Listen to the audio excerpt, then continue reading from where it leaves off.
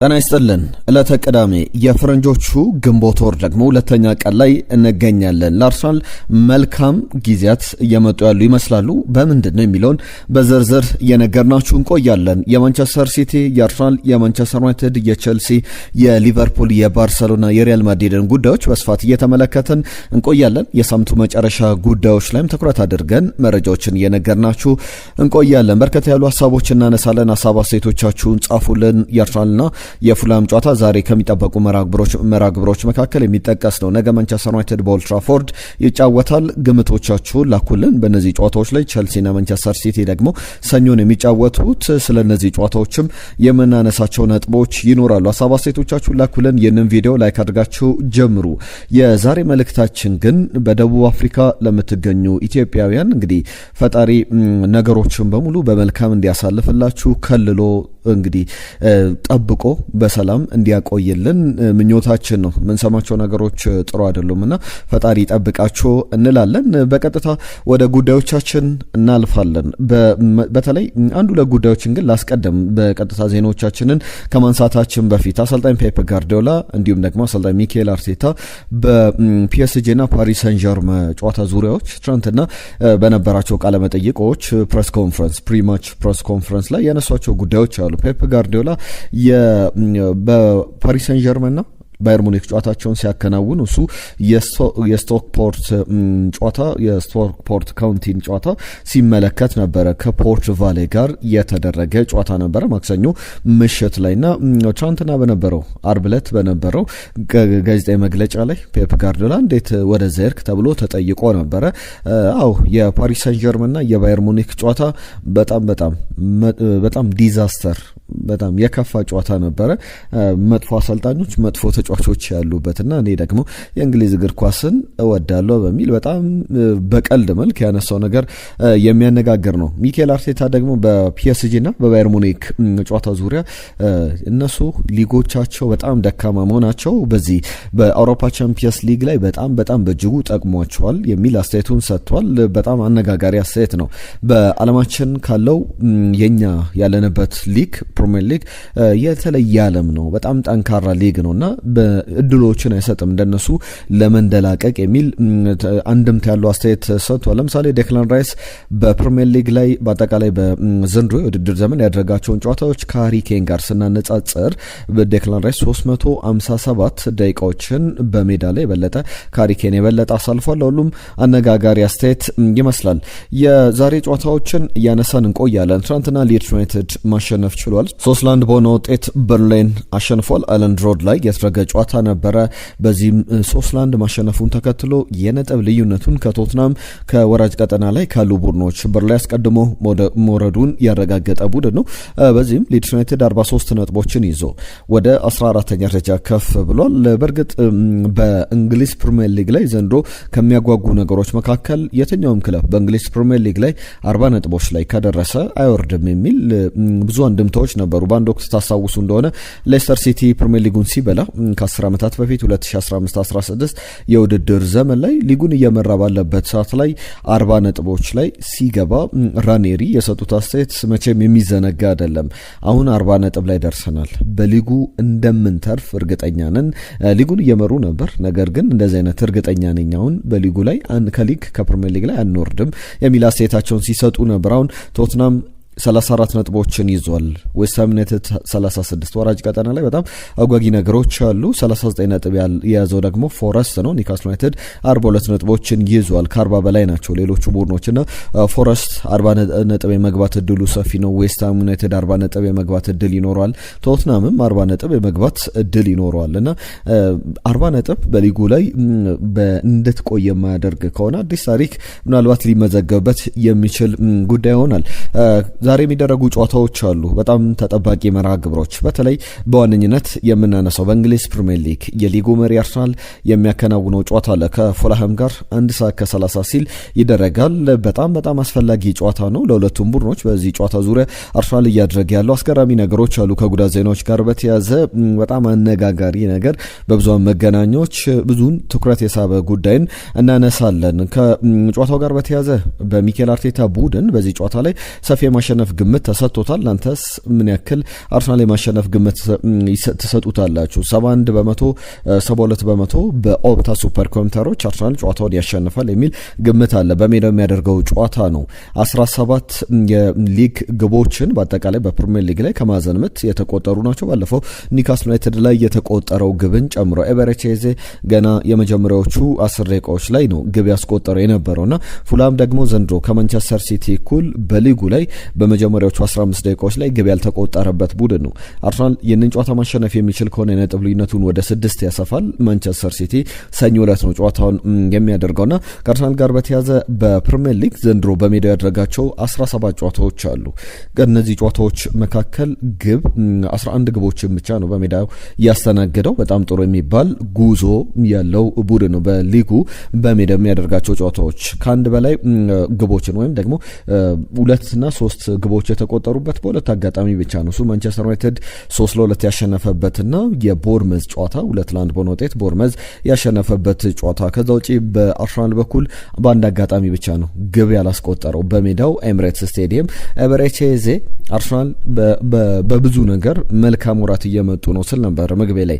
ምንድን ነው ይህንን ጉዳይ ላንሳላችሁ። በኤቤሬቺዜ በኩል ከነሐሴ ወር ወይም ከኦገስት እስከ ፌብሩዋሪ እስከ የካቲት ያሉትን ወራት ስናይ ብዙ ጊዜ የሚቸገርበት ነውና አሁን የጸደይ ወራት የሚባሉ በደንብ የበጋው ወራት ጥሩ ጊዜ የሚሆንበት ነውና በአገረ እንግሊዝ በእነዚህ ወራት ደግሞ ከዚህ በኋላ ባሉ ማርች አፕሪል ሜይ ላይ በጣም ፍሎሪሽ የሚያደርግበት በየጨዋታው ግብ የሚያስቆጠርበት ራሱን በደንብ የሚያሳይበት ወቅት ላይ ይገኛል።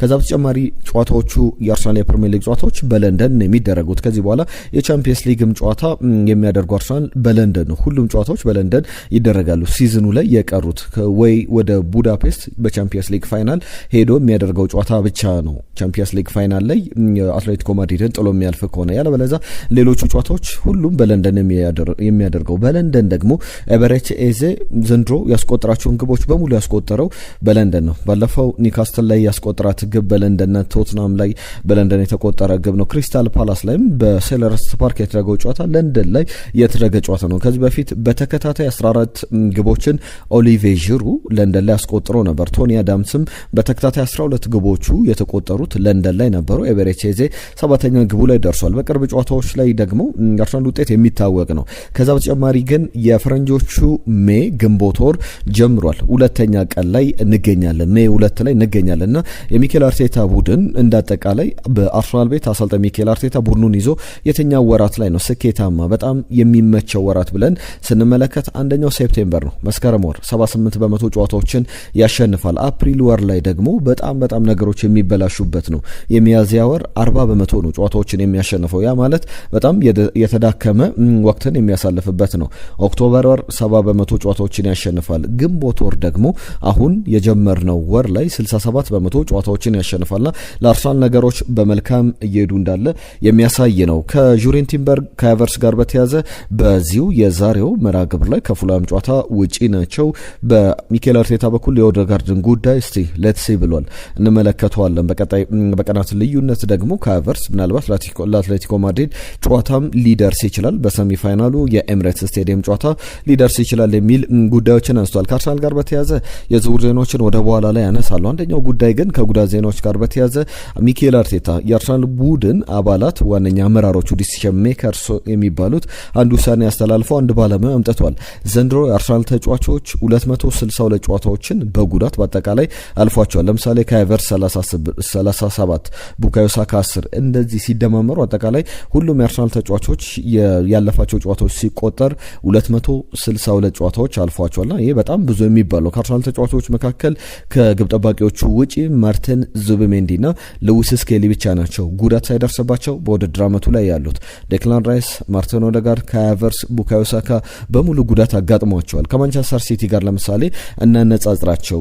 ማንቸስተር ሲቲም በጉዳት ቀላል ጊዜ አሳልፏል እያለን አይደለም፣ ነገር ግን የአርሰናል የከፋ ነው። የአርሰናል 262 ጨዋታዎችን ያለፋቸው ተጫዋቾች አሉ። በማንቸስተር ማንቸስተር ሲቲ ደግሞ በ50 ጨዋታዎች ያንሳል ወይም 212 ጨዋታዎችን የማንቸስተር ሲቲ ተጫዋቾች አልፏቸዋል።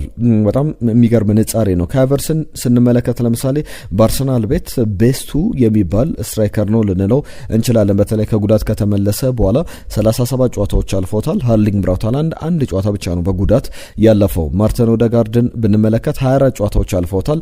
በርናንዶ ሲልቫ አንድ ጨዋታ ብቻ ነው ያለፈው። በርናንዶ ሲልቫ በእርግጥ በሲቲ ከ20 ጨዋታ በላይ እንኳን ያለፈው አይደለም በውድድር አመቱ። በዚህኛው ብቻ አይደለም ወደ ማንቸስተር ሲቲ ከመጣበት ያለፉት 9 የውድድር ዘመኖች ላይ 17-16 ጨዋታዎች ያለፉትና በጣም የሚገርም አይነት ተጫዋች ነው። በአርሰናል ቤት ለምሳሌ ዊንገር ተብሎ ከሚጠሩ ተጫዋቾች መካከል አንደኛው ቡካዮ ሳካ ነው።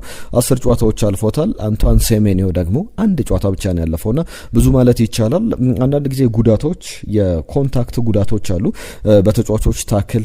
ማርቲን ኦዴጋርድ በአንድ ወቅት ከኒውካስል ዩናይትድ ጋር በነበረው ጨዋታ የደረሰበት ጉዳት አይነት፣ አንዳንዶቹ ደግሞ የጡንቻ የውስጥ ጉዳቶች ይኖራሉ በድካም በሌሎች ጉዳዮች የሚመጡና ለሁሉም በአርሰናል በኩል አንድ የሚኬል አርቴታ ጓደኛ ወደ አርሰናል መቶ ምርመራዎችን እያደረገ ይገኛል። በካዴዝ የፊዚዮቴራፒስት ነው። በካዴዝ በስፔን የሚሰራ በካዴዝ ክለብ ሳይሆን እዛው ካዴዝ ከተማ ላይና የፊዚዮ ጃኪን ይባላልና ወደ አርሰናል መቶ ምርመራዎችን እያደረገ ይገኛል። ለምንድነው ጉዳቶቹ የበዙት የሚሉት ነገሮች ላይ ትኩረት አድርጓል። ማንቸስተር ዩናይትድ ቤት ያሉ ጉዳዮችን ደግሞ እንመልከት። ሊቨርፑል ቼልሲን የተመለከቱ ሀሳቦችን በስፋት እናነሳለን። የአርሰናልና የፉላምን ጨዋታ ግምቶቻችሁን ላኩልን። ከማንቸስተር ዩናይትድ ጋር በተያያዘ የሚነሱ ሀሳቦች አሉ። በፕሪሚየር ሊግ ላይ ግን ዛሬ ብሬንትፎርድ ከዌስትሃም፣ ኒውካስል ዩናይትድ ከብራይተን፣ ወልቭስ ከሰንደርላንድ ጨዋታቸውን ያደርጋሉ። በባርሰሎና በኩል ምሽት 4 ሰዓት ላይ በላሊጋው ኦሳሱናን የሚገጥምበት ጨዋታ ከሜዳው ውጪ ይጠበቃል። የላሊጋው ዋንጫን ለማሸነፍ እንግዲህ አሁን ባርሰሎና ሊጉን በሰፊ የነጥብ ልዩነት እየመራ ይገኛል። 11 የነጥብ ልዩነት። ከዚህ በኋላ የሚቀሩ 5 ጨዋታዎች አሉ የዛሬውን ጨዋታ ጨምሮ ማለት ነው። ማሸነፍ የሚችል ከሆነ እንግዲህ ወደ 4 ጨዋታ ይቀራል ማለት ነው። ስለዚህ ሪያል ማድሪድ ደግሞ ነጥብ የሚጥል ከሆነ ያንን አስቀድሞ ባርሰሎና ላሊጋውን ማሸነፉን ያረጋግጣል። የሚጠበቅ አይነት ጨዋታ ነው። በላሊጋው በኩል ሪያል ማድሪድ ጨዋታውን የሚያደርገው ከኤስፓኞል ጋር ነው ይጠበቃል።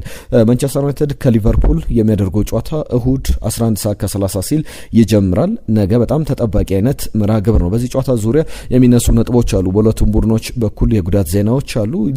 የቡድኖቹን ዜናዎች እናንሳ።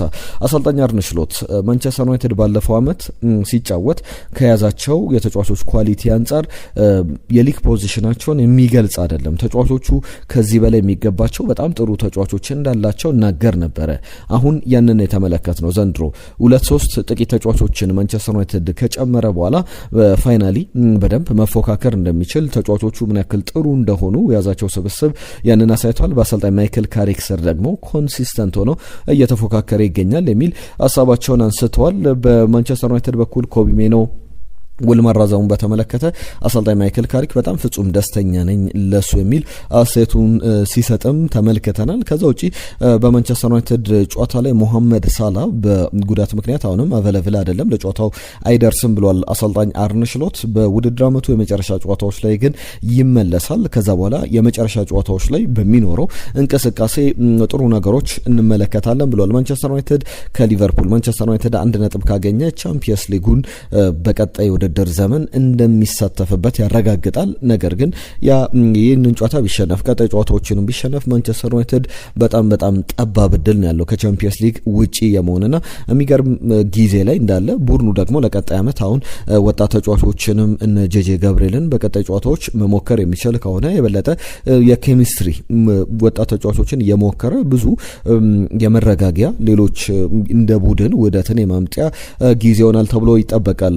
ያን ያክል የሚያሳስበው አይደለምና በቻምፒየንስ ሊግ ላይ መሳተፍ ያለመሳተፍ ጉዳይ ይጠበቃል። ለሁሉም ይህንን ጨዋታን በተመለከተ ግምቶቻችሁን እንቀበላለን። ትናንትና የላካችሁልን ግምቶች አሉ።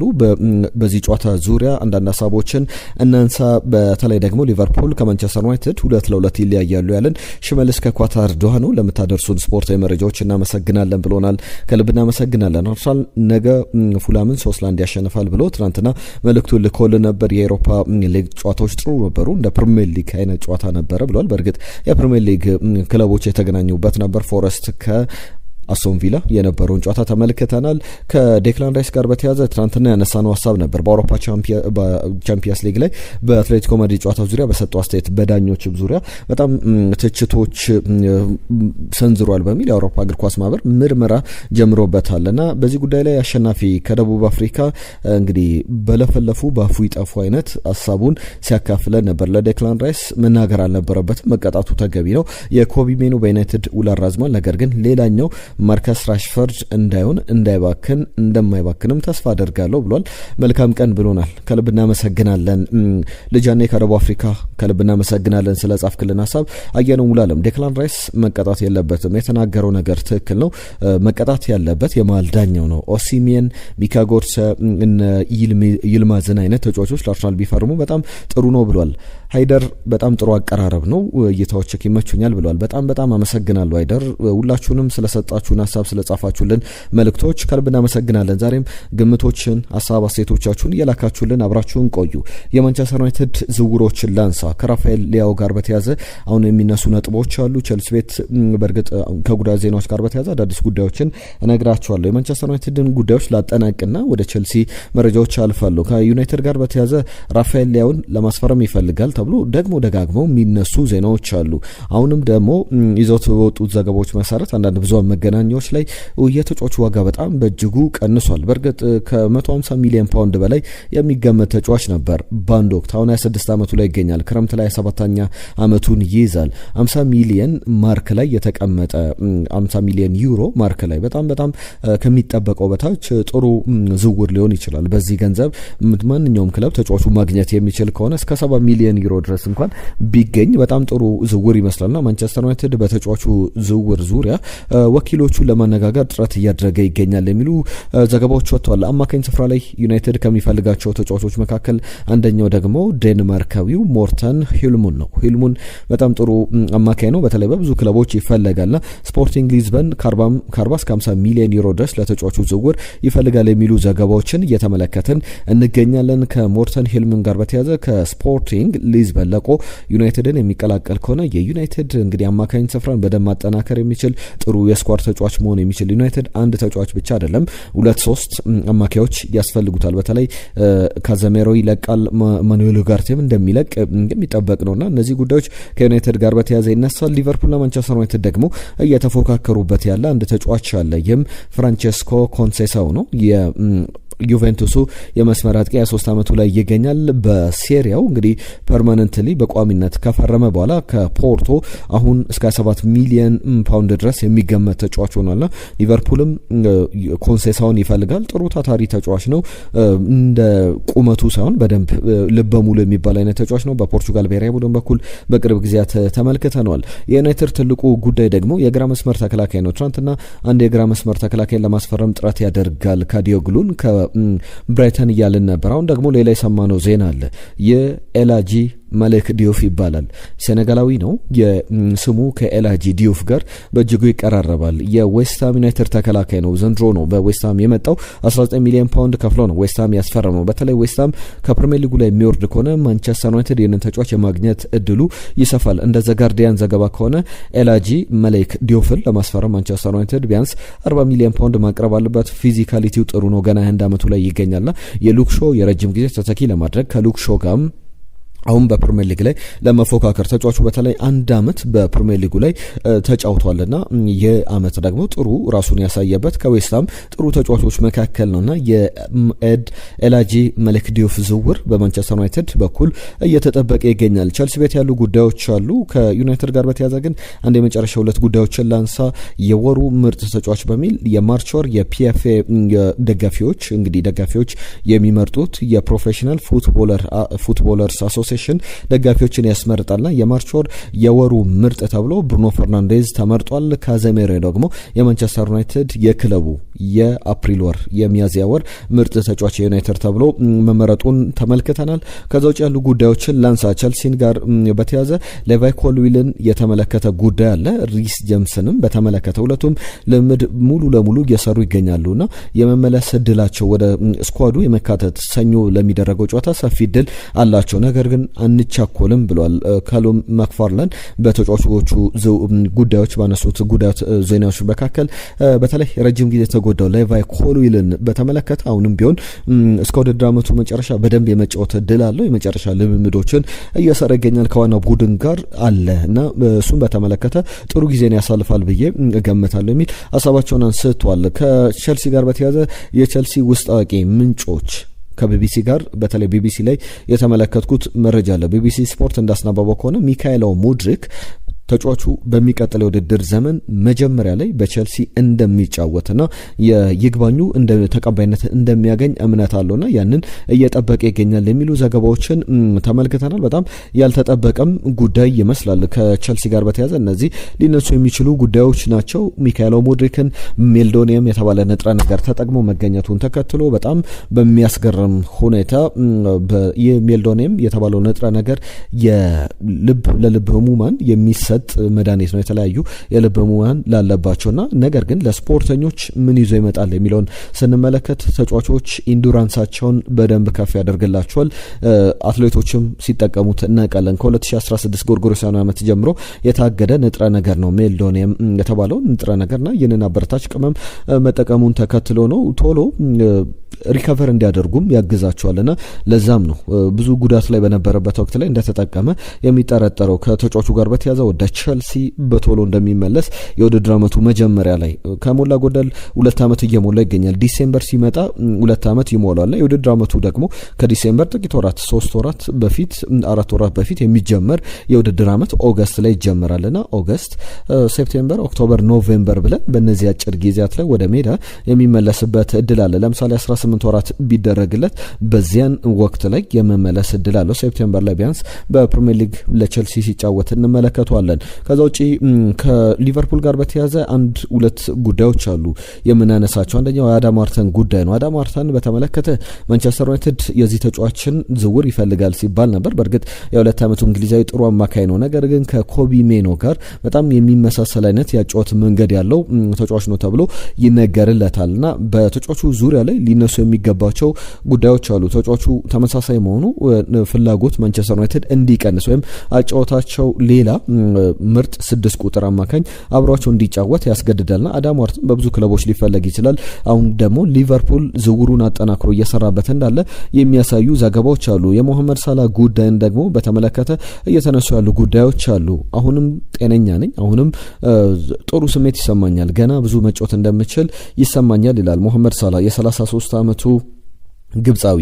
ከሚያነሳቸው ጉዳዮች መካከል ሁሉ ነገር እንግዲህ በአንድ ምሽት አርጅቼ አላድርም፣ እድሜ በአንድ ምሽት ገፍቶ አርጅቼ አላድርም ብሏል። ባለፈው የውድድር ዘመን የሚገርም የውድድር ዘመን አሳልፍ ያለውና አሁንም ብዙ ማበርከት ብዙ መስጠት በደንብ በትልቅ ደረጃ መጫወት እችላለሁ ብዬ አስባለሁ ብሏል። በትክክል በሞሐመድ ሳላ በኩል ፍጥነቱን አልቀነሰም። ነገር ግን አንዳንድ ጊዜ ተጫዋቾች እግር ኳስም የስሜት ጉዳይ ነውና ስሜት በሚነካበት ጊዜ ወይም ተጫዋቾች በደንብ ክለቦቻቸው እየተንከባከቧቸው እንዳልሆኑ ባሰቡ ሰዓት ላይ ብዙ ችግሮች ይፈጠራሉ። ከዛ በተጨማሪም በውድድር ዓመቱ ላይ ዘንድሮ ለሁላችንም አስቸጋሪ የውድድር ዘመን ነበር የሚል አስተያየቱን ሰጥቷል። እንደ ሞሐመድ ሳላ እኔ እንደ ችግር የማየው የሞሐመድ ሳላ አቋም ማውረድ ሳይሆን ሊቨርፑል እንደ እቅድ ተጫዋቹ ከ2 ዓመት ከ1 ዓመት በላይ አያገለግለውም። ስለዚህ አዲስ ባመጣቸው ተጫዋቾች በነ ኡጎ ኢኬቲኬ አሌክዛንደር አይዛክ እና ፍሎሪያን ቨርዝ ላይ ቡድኑ መስራት ፈልጓል። ለዛ ነው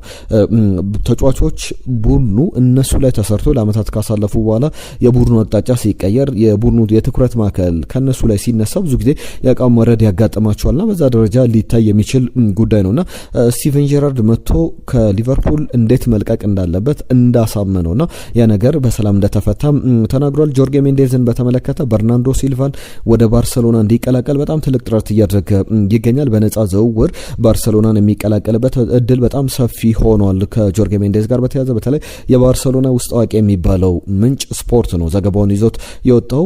ከማንቸስተር ሲቲ ጋር ከ9 ዓመት በኋላ በነጻ ዝውውር እንደሚለያይ ተረጋግጧል። አሰልጣኝ ፔፕ ጋርዲዮላ የሆነ አይነት የኔን ክፍል ይዘው እንደሚሄዱ አይነት ይሰማኛል ሲል አስተያየቱን ሲሰጥ ነበረ። ምክንያቱም ደግሞ እነዚህ ተጫዋቾች ከማንቸስተር ሲቲ ጋር ላለፉት ዓመታት የማንቸስተር ሲቲ ምልክቶች መገለጫዎች ነበሩ። ጆን ስቶንስ፣ በርናንዶ ሲልቫን፣ ናታናኬን በተመለከተና ተመሳሳይ ሀሳብ ቢሰጥ ፔፕ ጋርዲዮላ የሚያስገርም አይደለም። ለሁሉም ክቡራትና ክቡራን ስፖርታዊ መረጃዎቻችን ከማጠናቀቃችን በፊት አንድ ጉዳይ ብቻ ልጨምር።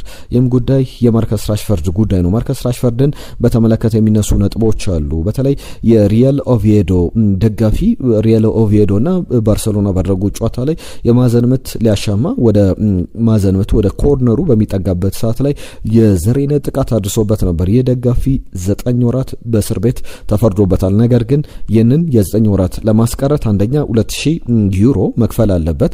2000 ዩሮ ከከፈለ በኋላ የዚህ የአንቲ የጸረ ዘረኝነት ፕሮግራሞች ስልጠኖችን መውሰድ ይኖርበታል። ከዛ በተጨማሪ 3 ዓመታትን ከእግር ኳስ ስቴዲየሞች እንዲታገድ ራሱን መፍቀድ አለበት። ያ የማይሆን ከሆነ ደግሞ እነዚህን ከሶስቱ ነገሮች ሁሉንም መፈጸም የማይችል ከሆነ ግን 9 ወራትን በእስር ቤት እንዲያሳልፍ ተፈርዶበታል የሚሉ ጉዳዮችን ተመልክተናል። ሁሉም ክቡራትና ክቡራን ስፖርታዊ ጉዳዮቻችን እነዚህን ይመስሉ ነበር። አብራችሁን ስለነበራችሁ ከልብ እናመሰግናለን። የዛሬን እዚህ ላይ አጠናቀቅን። ሀሳብ አስተያየቶቻችሁን እንቀበላለን። ጤና ይስጥልን።